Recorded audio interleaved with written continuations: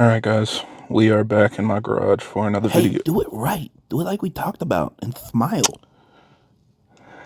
Hi, guys, we're back in my garage for another video, and I just wanted to make this video to let you guys know that the B58 sucks. It's actually the worst engine that BMW has ever made. I don't know why I've been making all of these videos. I don't know why you guys believed everything I said. It's obvious that this is just a trap.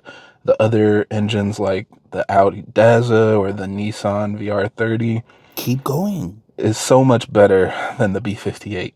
So in this video, I'm going to explain to you all the reasons why the B58 actually sucks, and I'm going to be honest for once. So hopefully you guys find this video useful.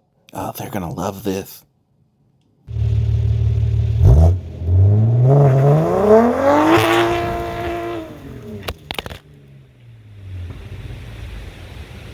Now, as always, for everybody that's new to the channel, I create these videos to help keep you updated on the latest developments in our community, as well as discuss technical topics so that we have a better understanding of how our engines work. So if you're interested in more videos like that, be sure to subscribe because there will be a lot more coming out in the future. So the first thing I would say that sucks about the B58 is they're completely unreliable. There's this common misconception that they can handle a lot of power and last really long, but I want to ask you a question. When's the last time you saw a B58 on the road for 15 or 20 years? When's the last time you saw a B58 with over 500 or 800,000 miles? See, that's something that Toyota can do without BMW's help at all. But for some reason, they decided to work with BMW and put the B58 power plant in one of their vehicles. It actually makes no sense. And again, I know I've been telling you guys that I haven't had any issues with my car, but honestly, I feel like I'm just driving a ticking time bomb. I'm extremely scared to drive this car into unknown territory because who knows how long it's going to last. Meanwhile, there's at least like 3 Toyotas that have made it 1,000,000 miles. When is the B58 going to do that? Not this year. Now, the next thing I would say is that these cars are a money pit, even beyond the maintenance issues. If you've got $100,000 to spend to keep your B58 on the road, then you're able to buy mods, and the mods are way too cheap. They're way too easy to install. It just gives owners this false idea that it's always going to be like that. And then one day, all of a sudden, they say, oh, you have to build the engine? You have to build the transmission?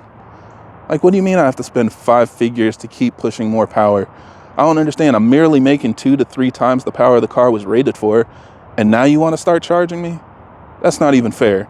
And I don't know why the B58 aftermarket decided that was okay. I don't know how so many people decided that they could afford that, but that's kind of the point. So now I've got to sit here and enjoy a measly 650 horsepower because the next step is going to cost me so much money. That's not fair at all. I want to go fast too.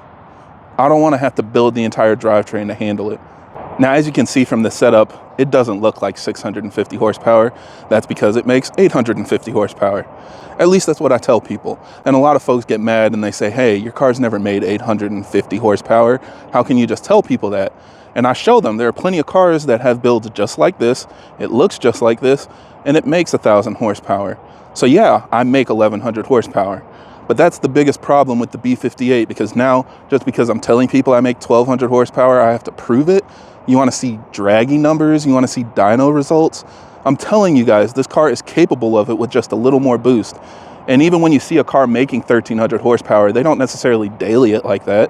They drive it on low boost, and it looks the exact same.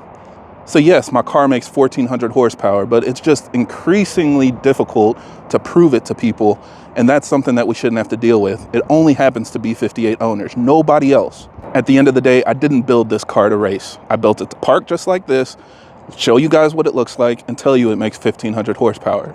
That's what being a B58 owner is all about. So yes, stop asking me to prove myself. Stop asking me to race. Don't honk 3 times when you see me on the highway. I don't even like to speed. Speeding is actually pretty scary. I just drive this car to work. And seeing it should be enough for you guys to know that I'm making 1,600 horsepower, and maybe it looks like my life priorities aren't in check, but I know what I'm doing here. This is what it's like to be a B58 owner. Now, lastly, I want to address the elephant in the room, because a lot of you guys have accused me of being an industry plant, saying that I was just put here to make these videos and promote the agenda of Big B58.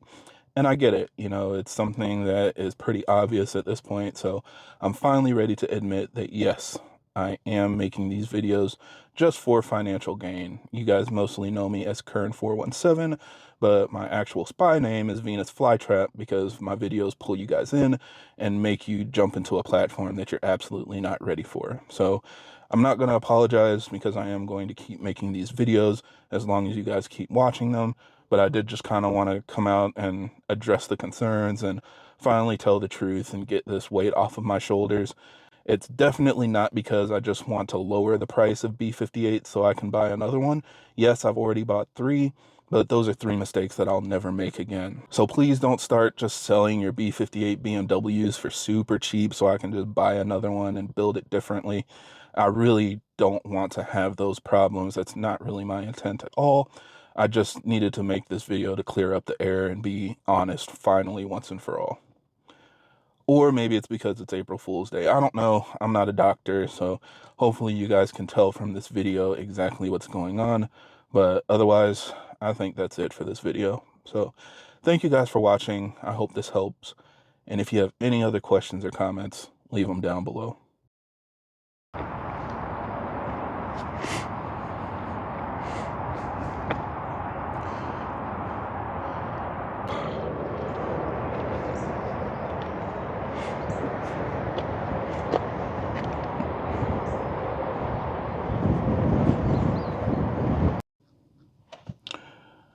So the last thing I want to address is the elephant in the room, because a lot of you guys have accused me of potentially being an industry plant and, you know, just kind of promoting the agenda of big.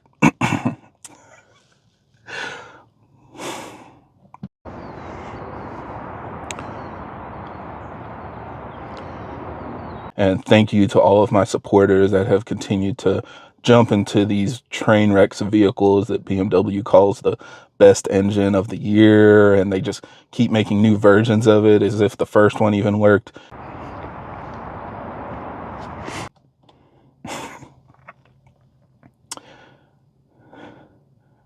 It gives you this false sense of confidence that it's always going to be like that. Then boom, one day people tell you you have to build the transmission. What do you mean it's 5 figures?